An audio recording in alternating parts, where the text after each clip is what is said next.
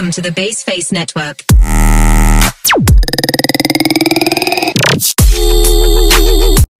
Assalamualaikum warahmatullahi wabarakatuh. Perkenalkan saya Anissa Nuryanti dengan NIM 12222310007 dari Kampus Fisip Bekasi. Prodi Administrasi Niaga ingin mempresentasikan UTS Bahasa Indonesia dengan dosen pengampu Ibu Hani Ari Rahmani, SPD MPD, dengan NIDN 0401018013. Pada slide pertama, saya akan membahas tentang program pembahasan, yaitu terdapat 6 poin. Yang pertama, sejarah bahasa Indonesia. Yang kedua, arti kecerdasan, fungsi dan ragam bahasa. Yang ketiga, huruf kapital dan huruf miring berdasarkan EYD. Yang keempat, bahasa Indonesia merupakan bahasa kesatuan. Dan yang kelima, arti serta fungsi ragam bahasa yang ada di Indonesia. Dan yang terakhir, pengenalan karangan dalam bahasa Indonesia.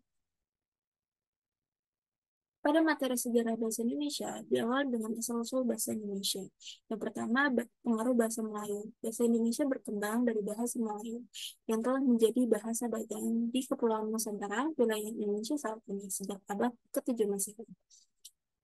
Poin yang kedua, pengaruh kolonialisme. Selama periode kolonialisme, terutama saat masa penjajahan Belanda, bahasa Melayu menjadi lingua franca di wilayah yang sekarang menjadi Indonesia. Dan poin yang ketiga, peran bahasa nasional. Pada tahun 1928, Kongres Pemuda II di Indonesia menyuarakan pentingnya adanya bahasa nasional yang bersifat persatuan bagi seluruh warga Indonesia. Hal ini mendorong pengembangan bahasa Melayu sebagai bahasa nasional yang kemudian dinamakan bahasa Indonesia. Dan poin yang terakhir, proklamasi kemerdekaan. Saat Indonesia memproklamasikan kemerdekaan pada tahun 1945, bahasa Indonesia diresmikan sebagai bahasa negara yang kemudian digunakan dalam berbagai sektor kehidupan, administrasi, pendidikan, dan media di Indonesia.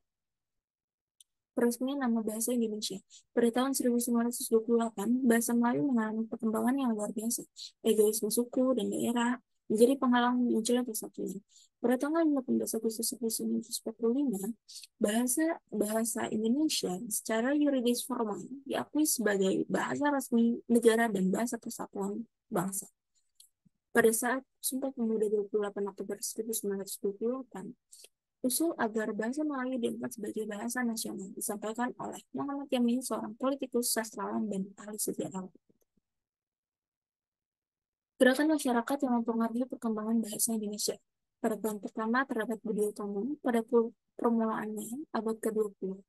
Pemuda Indonesia bisa belajar di sekolah-sekolah Belanda pada tahun 1908. Budi Utomo atau BU yang merupakan organisasi sosial politik nasional yang pertama berdiri.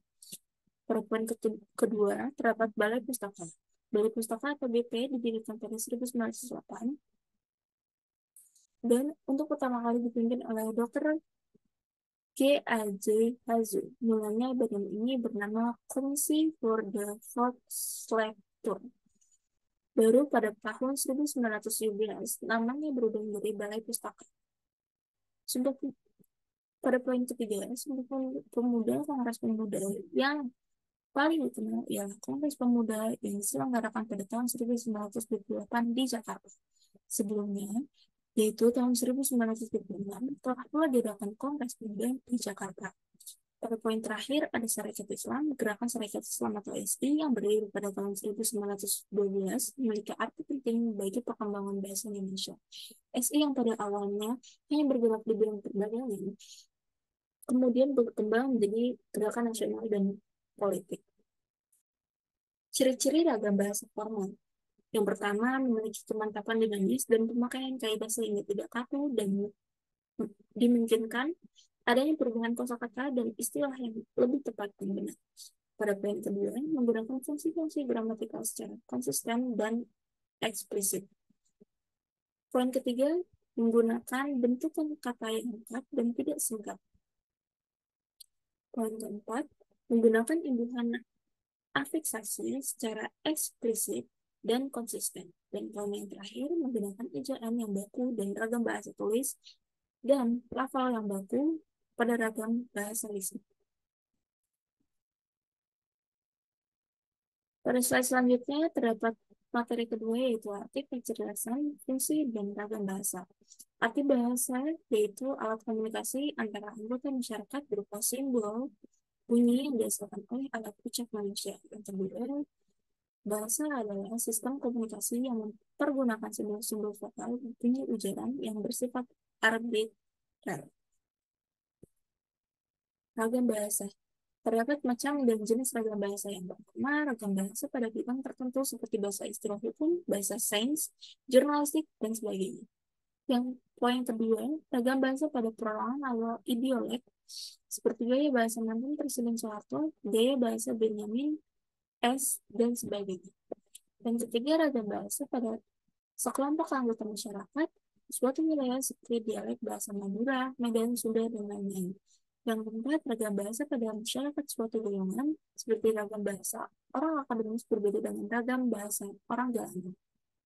Yang kelima, ragam bahasa pada bentuk bahasa seperti bahasa lisan dan bahasa tulisan. Dan yang terakhir, ragam bahasa pada suatu situasi seperti ragam bahasa formal dan informal. Fungsi bahasa.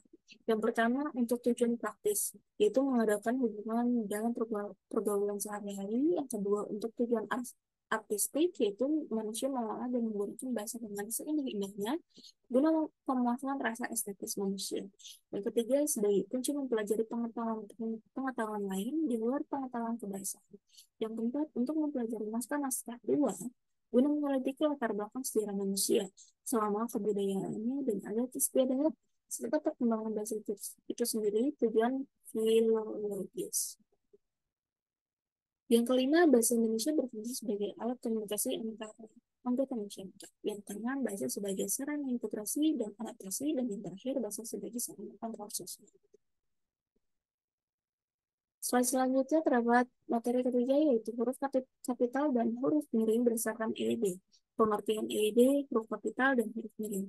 Menurut Wintala Ahmad, di tahun 2017, ejaan bahasa Indonesia ini disempurnakan oleh EYD adalah makna bahasa yang mengatur cara penggunaan bahasa Indonesia dalam tulisan, termasuk penggunaan huruf, penulisan kata, penggunaan unsur serapan, dan tanda baca. Huruf kapital disebut juga huruf besar. Huruf kapital adalah huruf yang berukuran dan berbentuk khusus atau lebih besar dari huruf biasanya. Biasanya digunakan sebagai huruf pertama dari kata pertama dalam kalimat, huruf pertama nama diri, dan sebagainya. Adapun aturan dan contoh menurut Ginting tahun 2020.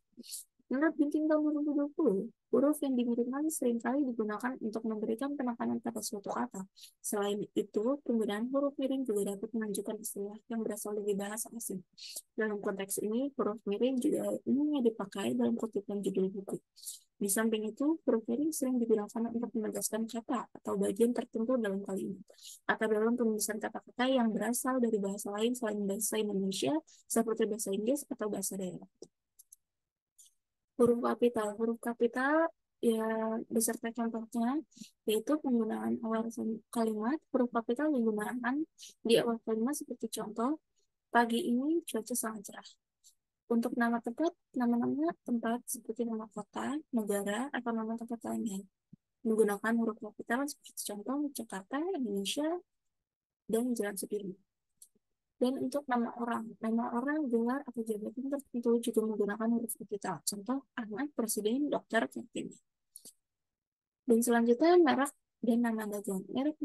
Merek dagangan, nama produk, atau merek tertentu menggunakan huruf kapital. Seperti contoh, Samsung, iPhone, dan Toyota. Dan yang terakhir, acara resmi atau acara khusus. Nama acara resmi atau peristiwa penting menggunakan huruf kapital. Contoh, Olimpiade Tokyo 2020, Konferensi Internasional Kesehatan. Penggunaan huruf miring.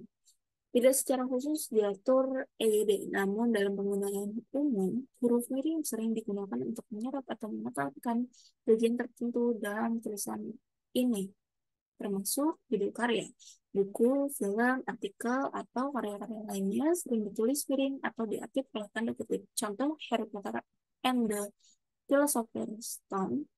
Yang kedua, kata-kata dan frasa dalam bahasa asing untuk menunjukkan kata atau frasa asing yang belum umum dan diadopsi ke dalam teks dalam bahasa yang berbeda. Contoh, bonzo, kata dalam bahasa Prancis yang berarti hollow.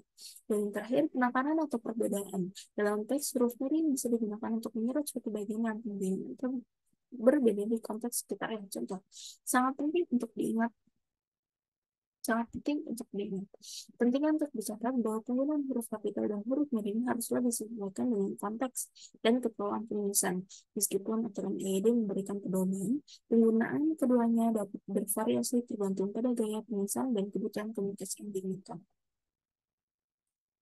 Peranan bahasa Indonesia. Ini merupakan materi dari keempat, yaitu bahasa Indonesia merupakan bahasa kesatuan. Peran bahasa Indonesia adalah sebagai bahasa resmi kenegaraan, bahasa pengantar pendidik, alat penghubung tingkat nasional, dan alat pengembang kebudayaan, ilmu pengetahuan, dan teknologi. Terdapat 3 fakta unik bahasa Indonesia. Yang pertama, dijadikan bahasa resmi kedua di Vietnam. Yang kedua, bahasa Indonesia dipelajari lebih dari 40 negara di dunia. Dan yang terakhir, diperdengarkan di luar angkasa pada tahun 1977. Bahasa Indonesia di era digital. Di era digital, masyarakat Indonesia bisa disebut sebagai penggemar jaringan internet yang mempermudah akses informasi baik dari dalam maupun luar negeri. Masyarakat akhirnya ramah mengenal bahasa asing melalui informasi dari negara lain dan akhirnya mengadopsi berbagai kata asing untuk digunakan dalam kehidupan sehari-hari. Meskipun terdapat pedomannya dalam bahasa Indonesia, masyarakat tetap menggunakan bahasa asing karena dianggap lebih mudah untuk digunakan. Jika ini terus berlanjut, khawatir banyaknya kata bahasa Indonesia lambat laun akan tergerus oleh kosakata asing. Oleh karena itu, perlu adanya upaya dilakukan oleh pemerintah dan masyarakat untuk menjaga eksistensi bahasa Indonesia di era digital. Peluang bahasa di era digital terdapat 3 poin. Yang pertama, berkat internet, bahasa Indonesia bisa diakses oleh banyak orang di seluruh dunia. Sehingga semakin banyak orang yang tertarik untuk belajar bahasa Indonesia dan menggunakan bahasa Indonesia dalam konteks internasional. Yang kedua, dalam konteks bisnis. Penggunaan bahasa Indonesia dalam situs web dan media sosial dapat memberikan nilai tambah bagi perusahaan untuk menjangkau pasar Indonesia dan internasional. Yang terakhir, berbagai platform digital seperti media sosial dan blog memberikan peluang bagi anak muda Indonesia untuk menulis dan berbicara dengan bahasa Indonesia, sehingga mereka dapat mengembangkan keterampilan berbahasa dan mengembangkan karya-karya mereka untuk perkembangan bahasa Indonesia. Dan selanjutnya ada materi 5, arti serta fungsi ragam bahasa yang ada di Indonesia. Ragam bahasa di Indonesia sangat kaya dan beragam, terdiri dari berbagai dialek, bahasa daerah, serta variasi dalam penggunaan bahasa resmi dan non-resmi. Berikut adalah beberapa materi mengenai arti dan fungsi ragam bahasa yang ada di Indonesia. Yang pertama, bahasa Indonesia baku. Yang kedua, bahasa gaul atau slang. Yang ketiga, bahasa daerah. Yang keempat, bahasa resmi lainnya. Dan yang terakhir, bahasa istilah atau jargon. Arti dan fungsi dari ragam bahasa ini sangat beragam setiap ragam bahasa memiliki peranan masing-masing dalam berbagai situasi dan konteks komunikasi. Bahasa Indonesia baku digunakan untuk komunikasi resmi formal dan lingkungan pendidikan, sementara bahasa daerah menjadi identitas budaya suatu daerah dan memainkan peran penting dalam warisan budaya. Bahasa gaul atau slang digunakan dalam percakapan sehari-hari di lingkungan informal, sementara bahasa istilah atau jargon membantu komunikasi yang efektif dalam bidang-bidang khusus. Dan yang terakhir, ada materi 6, penalaran karangan dalam bahasa Indonesia. Definisi penalaran karangan adalah kemampuan untuk menyusun gagasan atau argumen secara logis dan kohesif dalam sebuah tulisan. Ini melibatkan penggunaan premis atau bukti yang kuat untuk mendukung suatu kesimpulan atau pandangan tertentu. Penalaran karangan membantu penulis untuk mengembangkan argumen yang menyakitkan dan memberikan struktur yang jelas pada tulisan mereka. Komponen penalaran yang terdapat pada slide yaitu terdapat 4 poin. Yang pertama, premis. Premis adalah pernyataan atau fakta yang digunakan sebagai dasar atau bukti untuk mendukung suatu kesimpulan. Premis haruslah relevan dan kuat untuk memperkuat argumentasi. Yang kedua ada kesimpulan. Kesimpulan adalah hasil akhir dari proses penalaran. Ini adalah pandangan atau pendapat yang ingin dijelaskan atau dibuktikan oleh penulis. Yang kedua ada alasan dan bukti. Alasan adalah justifikasi atau penjelasan mengapa premis atau fakta tersebut dapat mendukung kesimpulan. Bukti adalah data atau contoh konkret yang mendukung premis. Yang keempat ada fakta-fakta. Informasi yang dapat diverifikasi dan dianggap benar, penggunaan fakta yang akurat dan terpercaya adalah penting dalam membangun argumentasi yang kuat. Jenis-jenis penalaran terdapat 4, yaitu yang pertama dari deduktif. Deduktif adalah proses penalaran yang bergerak dalam hal-hal umum menuju hal-hal khusus. Contoh, semua manusia adalah makhluk berpikir, Siti adalah manusia, maka Siti adalah makhluk berpikir. Yang kedua, ada induktif. Induktif adalah proses penalaran yang bergerak dari hal-hal khusus menuju hal-hal umum. Contoh, Siti adalah makhluk berpikir. Semua manusia adalah makhluk berpikir, maka semua manusia adalah makhluk berpikir. Yang ketiga, analogi. Penalaran dengan menggunakan persamaan atau keterkaitan antara dua hal atau situasi yang serupa. Contohnya, seperti burung yang memiliki sayap, pesawat juga memiliki sayap untuk terbang. Dan terakhir ada otoritas, yaitu menggunakan data informasi yang adanya untuk membuat kesimpulan terbaik berdasarkan situasi atau kejadian. Contoh, ada kerusakan pada mobil dan bekas Niki yang patah di dekat, kemungkinan terbaik adalah mobil ditabrak. Langkah-langkah penalaran. Yang pertama, analisis topik atau permasalahan. Yang kedua, kumpulkan bukti atau argumen. Yang ketiga, rangkai premis dan kesimpulan. Yang keempat, evaluasi kekuatan penalaran. Yang terakhir, susun karangan dan struktur yang jelas. Dan kesimpulannya terdapat 6 kesimpulan dari 6 materi. Yang pertama, sejarah bahasa Indonesia. Bahasa Indonesia memiliki sejarah panjang yang melibatkan pengaruh dari berbagai bahasa dan budaya dari masa prakarsa hingga masa penjajahan. Proses tersebut membentuk bahasa Indonesia seperti yang kita kenal saat ini. Yang kedua, arti kecerdasan fungsi dan ragam bahasa. Kecerdasan adalah kemampuan untuk belajar berpikir, merencanakan, memecahkan masalah. Fungsi bahasa meliputi komunikasi, interaksi sosial, dan mempertahankan identitas budaya. Ragam bahasa mencakup variasi dan penggunaan bahasa sesuai situasi, budaya, dan konteks komunikasi. Yang ketiga, huruf kapital dan huruf miring berdasarkan EEB. Huruf kapital digunakan di awal kalimat, nama diri, judul, dan singkatan tertentu. Huruf miring dalam tulisan biasanya digunakan untuk menekankan kata atau fase tertentu.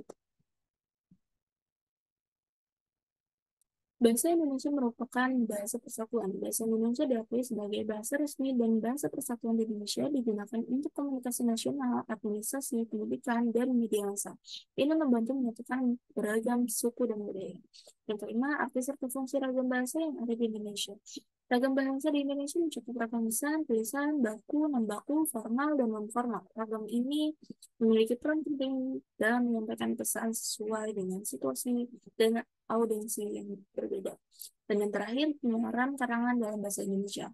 Penalaran karangan bahasa Indonesia melibatkan kemampuan untuk menyusun argumen secara logis, mempresentasikan ide dengan jelas, mengembangkan pendapat, dan menyajikan informasi secara sistematis untuk mendukung suatu pembahasan.